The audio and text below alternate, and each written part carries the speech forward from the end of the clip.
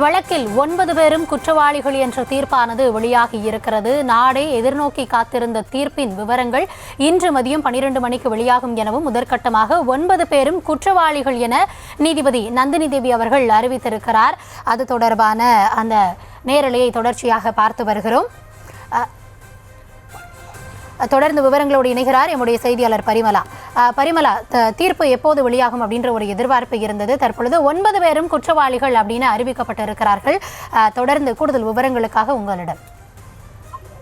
கௌதமி, பொள்ளாச்சி பாலியல் வழக்கு தொடர்பாக தற்பொழுது நீதிபதி நந்தினி தேவி அவர்கள் அதிரடி ஒரு தீர்ப்பை வழங்கி இருக்கிறார். அதாவது இதில் குற்றம் சாட்டப்பட்ட 9 பேருமே குற்றவாளிகள் என்றும் அவர் கூறியிருக்கிறார். சரியாக 12 மணி அளவில் இந்த 9 பேருக்கும் எந்த மாதிரியான தண்டனைகள் வழங்கப்படும் என்றும் வெளியாகும் என்று கூறியிருக்கிறார். விசாரணை நடைபெறக்கூடிய அந்த மகிழா நீதிமன்றத்திற்கு யாருமே செல்ல முடியாத ஒரு சூழலில் தற்பொழுது சரியாக ஒரு 12 மணி அளவில் இந்த 9 பேருமே, அதாவது இதில் முக்கிய குற்றவாளியாக கருதப்படக்கூடிய திருநாவுக்கரசு மற்றும் சபரிராஜன் உட்பட 9 பேரும் கைது செய்யப்பட்டு சிபிஐ விசாரணைக்கு ஆஜர்படுத்தப்பட்டு தற்பொழுது நீதிமன்றத்தில் அதற்கான தீர்ப்பானது வாசிக்கப்பட்டு வரக்கூடிய ஒரு சூழலில் இந்த 9 பேருக்குமே குற்றவாளிகள் என்றும், அதாவது இந்த கூட்டு பாலியல் வன்கொடுமையில் ஈடுபட்ட 9 பேருமே குற்றவாளிகள் என்றும் அதிரடி தீர்ப்பை வழங்கி இருக்கக்கூடிய சூழலில் சரியாக 12 மணி அளவில் இந்த 9 பேருக்கும் எந்த மாதிரியான தண்டனைகள் வழங்கப்பட இருக்கின்றனர் என்ற குறித்த விவரங்களும் இன்னும் சற்று நேரத்தில் வெளிவரும். கௌதமி,